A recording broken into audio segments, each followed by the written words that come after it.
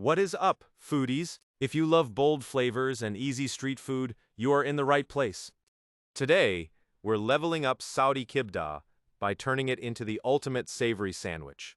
We are sautéing fresh liver with onions, garlic, and bright tomatoes, seasoning it perfectly with cumin, black pepper, and coriander, and finishing it off with a squeeze of fresh lemon. It's East meets West in the best way possible. Hit that subscribe button, and let's jump right into the recipe.